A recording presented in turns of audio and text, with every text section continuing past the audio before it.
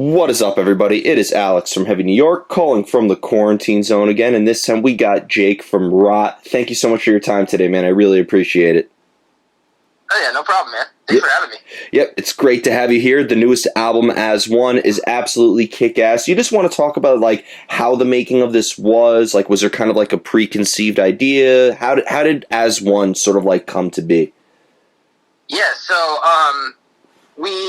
we wrote our two-song demo quite some time ago, and we spent a lot of time writing. Originally, it was going to be for an EP, and I think what happened was we just kept writing. We got to an EP's worth of songs and went, yeah, this is good, but also more.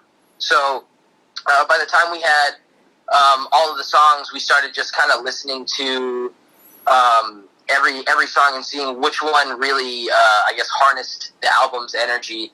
And one of the first songs we wrote for the album was As One. And just the lyrical content and the theme of that song, we think really just, it kind of, was a full encompassment of the album itself. Yeah, well, was maybe like the original idea was to kind of make like another EP following up to the Nothing's Changed EP, or did you kind of start it off with a clean slate this time? Yeah, so we talked about putting out a 5 or a 6 song EP with Nothing's Changed included in it, and it just kind of it slowly became its own being. It's amazing how you start off with one idea and then it ends up completely different. Oh yeah. Yeah. So in terms of your sound, because like I feel like this record is consistently brutal. When you go from a song like Overdrive to Exhaust to As One to a song like Empty Hope or something like that, it almost seems like this album is consistently relentless. Like, was that partially a preconceived idea as well? Not really. We there were times where we were like, okay, let's kind of have more of a melodic aspect in this song due to just writing a song like Exhaust and needing some form of cleanser in between just relentless riffs. So there's pretty much that first entire half of Empty Hope is kind of just like droney with some like melodic chords picked out in between it, and then the beginning of As One has that little melodic hammer-on pull-off riff. But I think what's funny is that our vocalist halfway through writing the record said, I want to be more heavy, and that's how songs like Spirit came into existence. That's incredible. And do you try to experiment with your sound as much as possible, or are you maybe trying to achieve maybe a certain formula, almost kind of like a signature Rot sound in a way? I think we realized that we don't necessarily we didn't have any rules going into this album, considering we had 2 songs out. They were kind of punky, in fact, so we thought as long as these songs were somewhat fast and somewhat aggressive, that people would understand that it's Rot.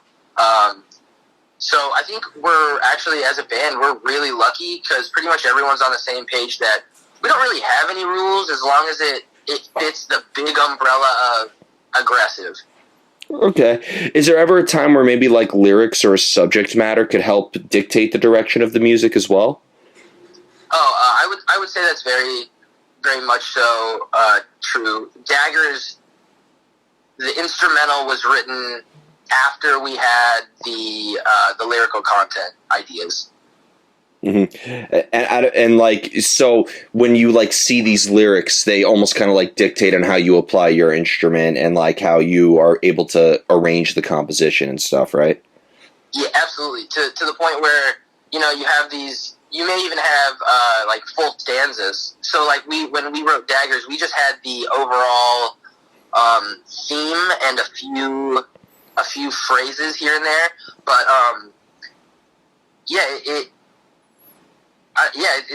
it is a weird kind of duality. Do you try? I know you're not the vocalist, but is there a time? Do you try? Is the music open to interpretation, or is maybe the goal for Rot to kind of engage the listener into a certain story or subject matter?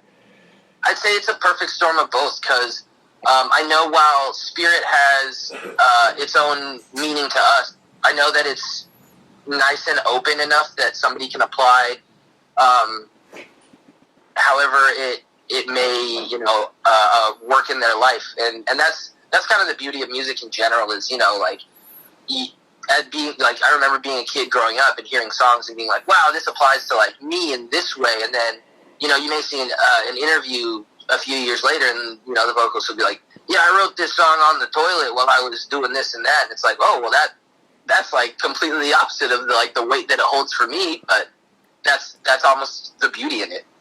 Definitely. And I've also like really admired your visual aspects. Like I know that the album artwork has a lot of meaning behind it if you want to talk about that for people who may not know. And I loved the video for Spirit. So like do you sometimes like come up with like images or imagery for your music kind of like develops as you're writing more music?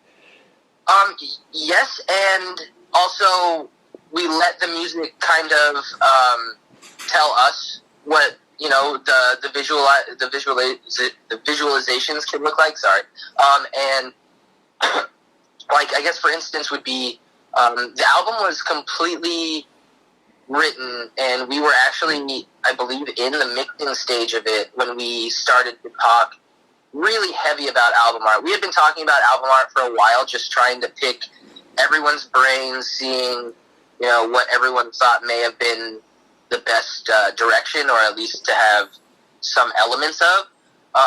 And so we wrote and recorded that album less than 10 blocks from where George Floyd was murdered here in Minneapolis. Oh, wow.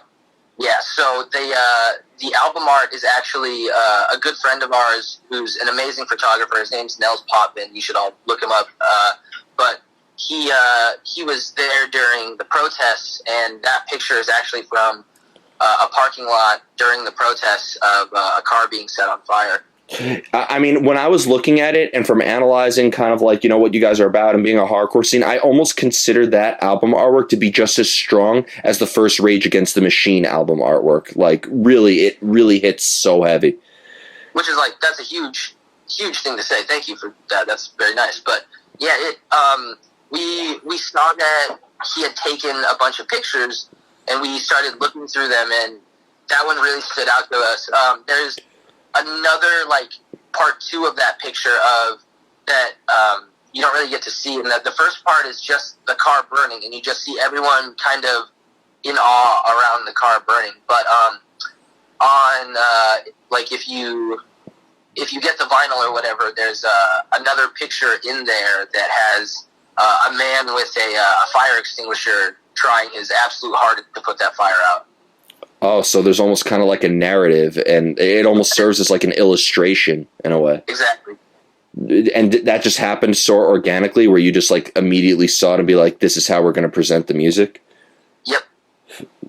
It's amazing on how organic that is. And, I knew from reading about the album that you recorded this, like, right near where, the terrible injustice of George Floyd happened. And like, I was wondering if that maybe at all influenced, or if you guys maybe like adjusted the music based on all the uncertainty and unrest that was happening at the time as well.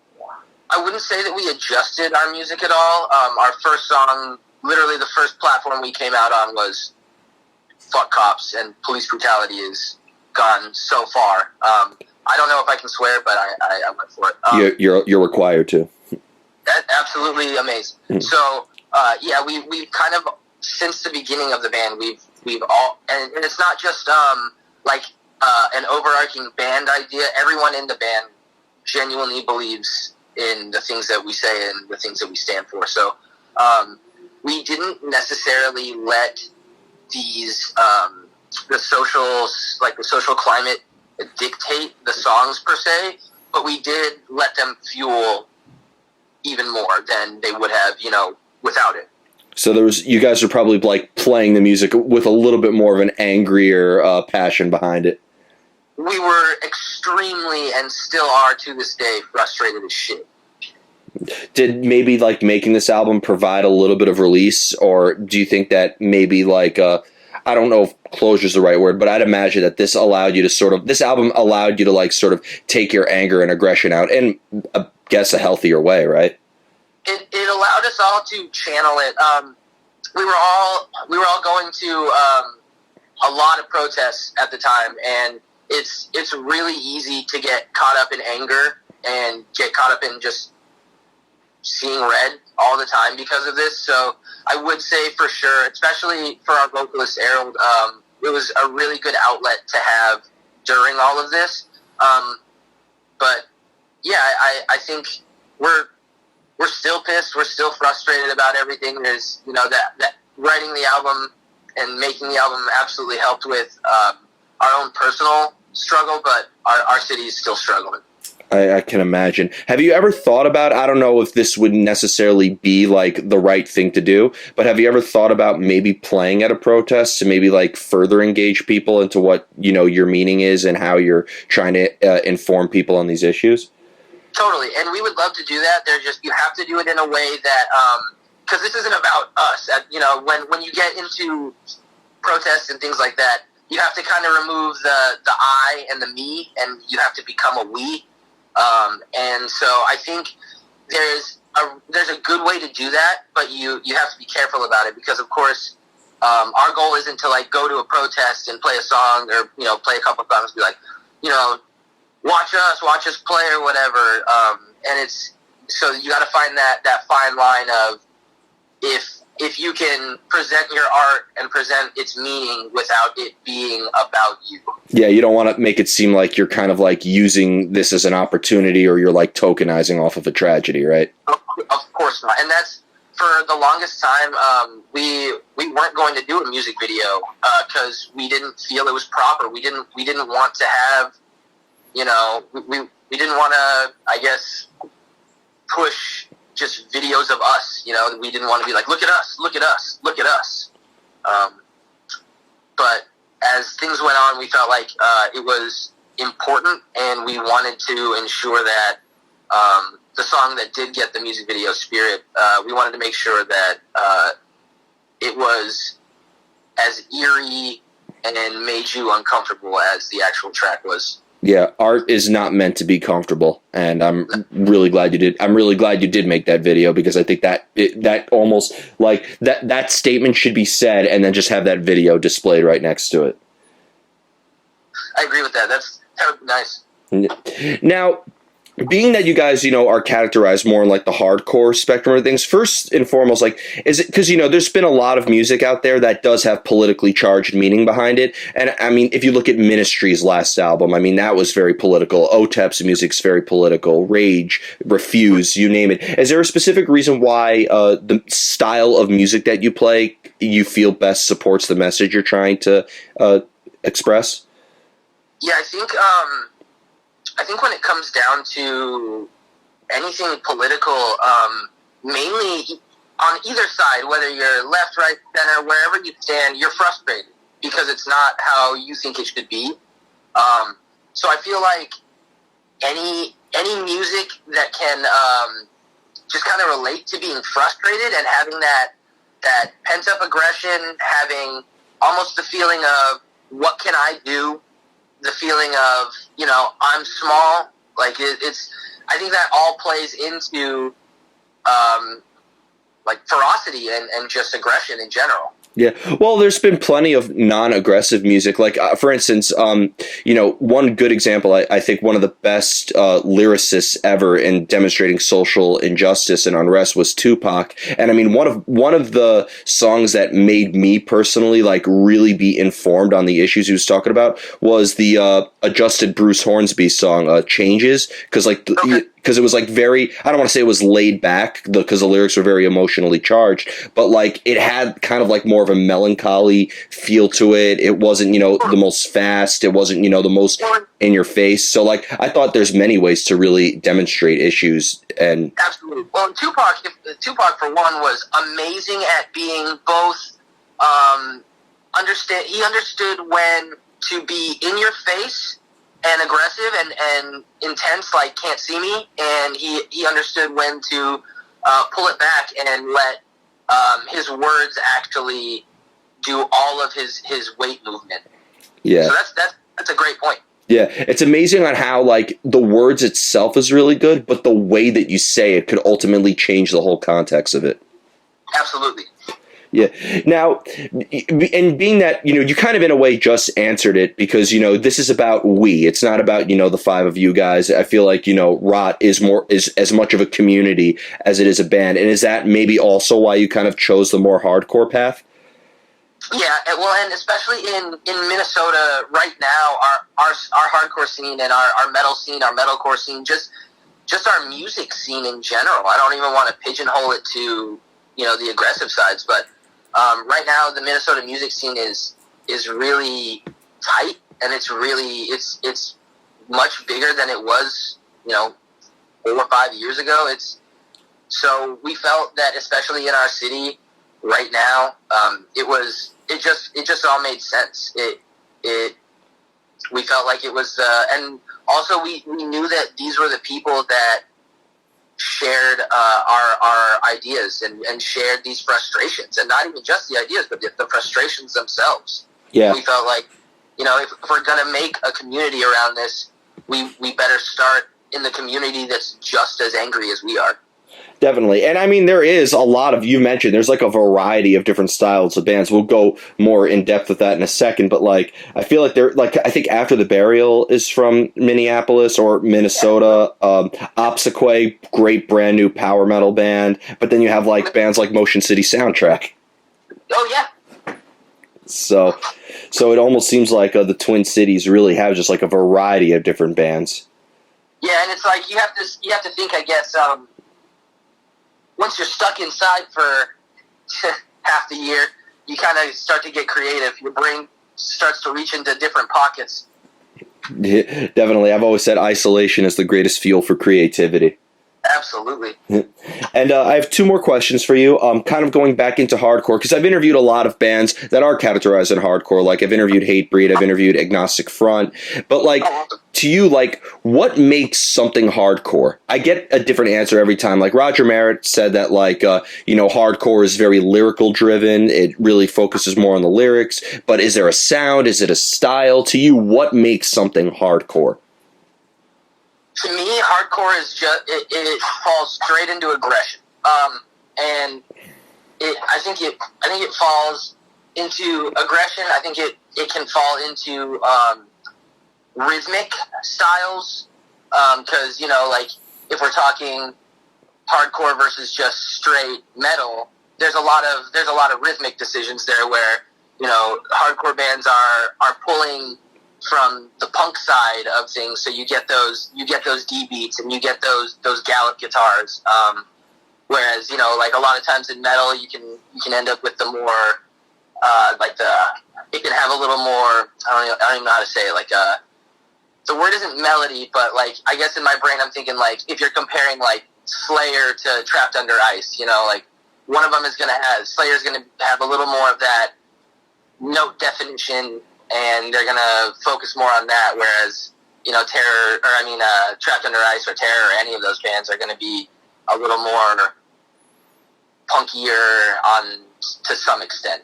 Yeah, I never knew, and I had a long discussion about this with John Campbell from Lamb of God, and like, because I was always curious because I've always thought if you're taking a hardcore band, like take a modern hardcore band like Code Orange or Twitching Tongues or Nails or something like that, but like, and then you compare it to an undoubtedly metal band like Lamb of God or Slayer or whatever.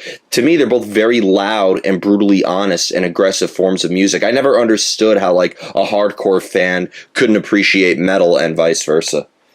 I think that the whole not appreciating thing and that just comes into this. There's a small percent of people in, I guess I would say in any genre, that are going to have an elitist outlook, and instead of just saying, yeah, this is hardcore, or yeah, this is metal, or yeah, this is punk, they're going to say, this isn't because of this, and it doesn't really fit into these 5 bands that I have decided are hardcore. Yeah, and then there was bands that have combined the two together, and it shows that like you can combine the two, and that people can appreciate both. Oh, absolutely. I was about to say one one of our favorite bands right now is Unity TX, and they do an awesome job of combining like pieces of hardcore and hip hop and punk, and they even have like little like riffy slayery kind of like, I don't know, they're awesome. They're a great band. Definitely. And the final question I wanted to ask you is, we touched upon it a little bit earlier, but are all of you guys from Minneapolis, or are you just based in the Twin Cities? People have been calling you like the Twin City hardcore band. Yeah, so we often say Twin Cities because it's the big umbrella term, and it also sounds kind of cool.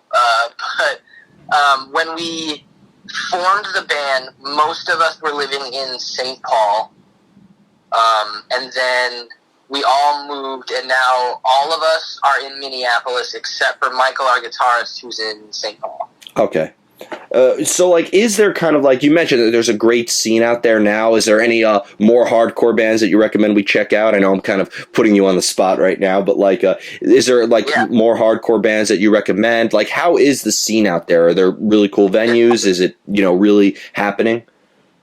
Right now, because of COVID, we're losing some venues, as most cities are, and most markets in general across the United States. But prior to COVID, we had pretty much when we had a venue close down, we'd have another one open up. So as we would lose a venue, we'd gain a venue kind of thing. So we weren't ever really hurting for venues per se. We were always looking for smaller venues for 150 or less cap, just small rooms for the punk bands that don't want to have like a big overhead for a giant room. But it's really good. I would say some awesome bands to check out.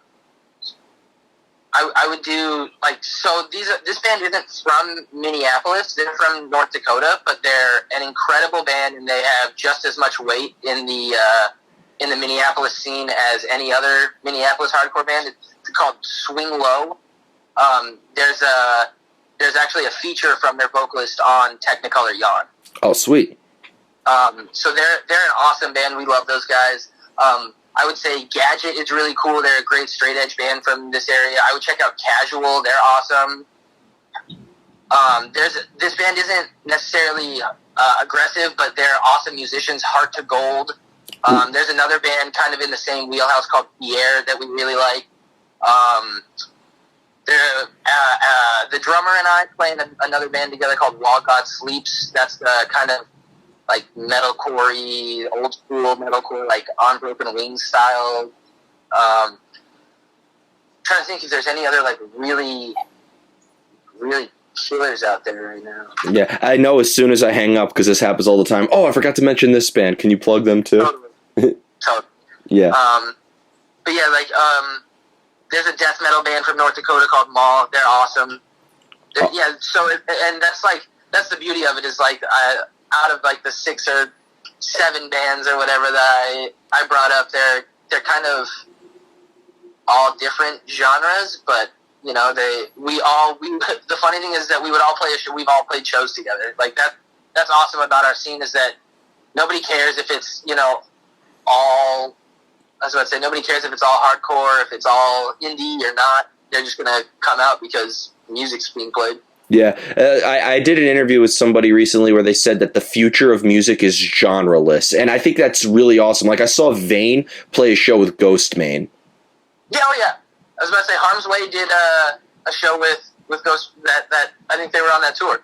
Yeah, I don't think they were on the leg of the tour that I saw them on, but I think that's amazing that you have rap shows and hardcore shows combining together.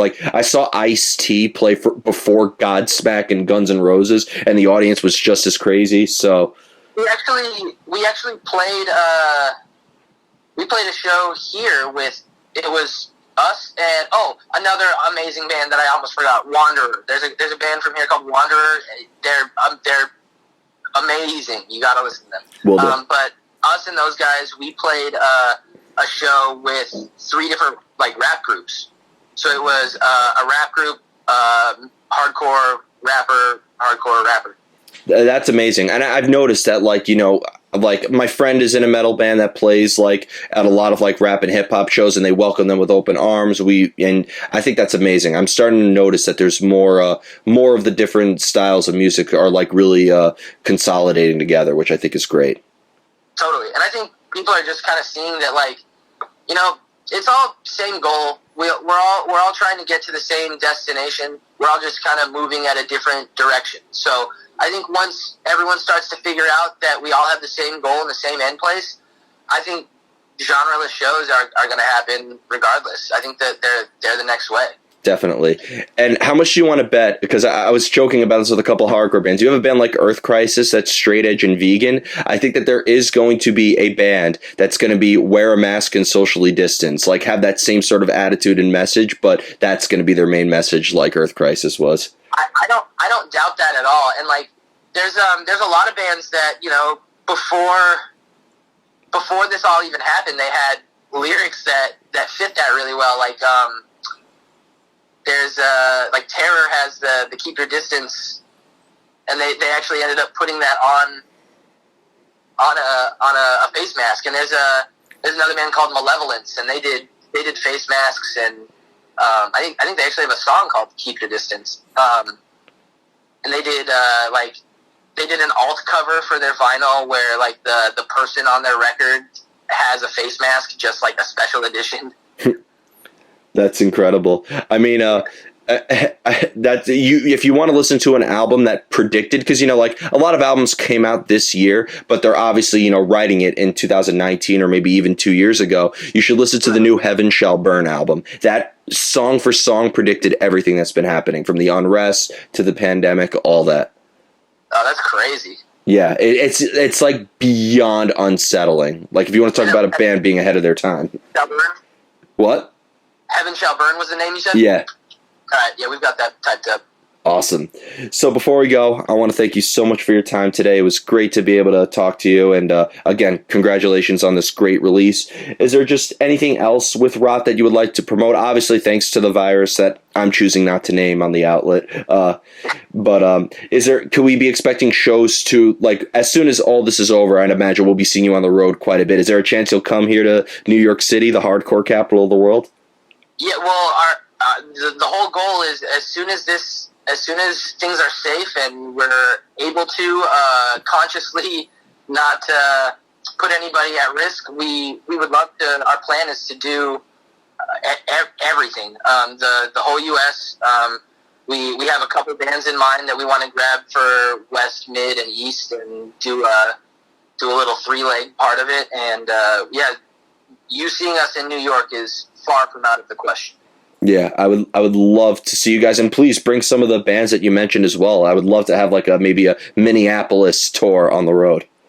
That'd be awesome. Yeah. But thank you so much, Jake. Everybody, we are here with Jake of Rot. Be sure to pick up As One if you haven't already. This is Alex from Heavy New York, and we will see you next time.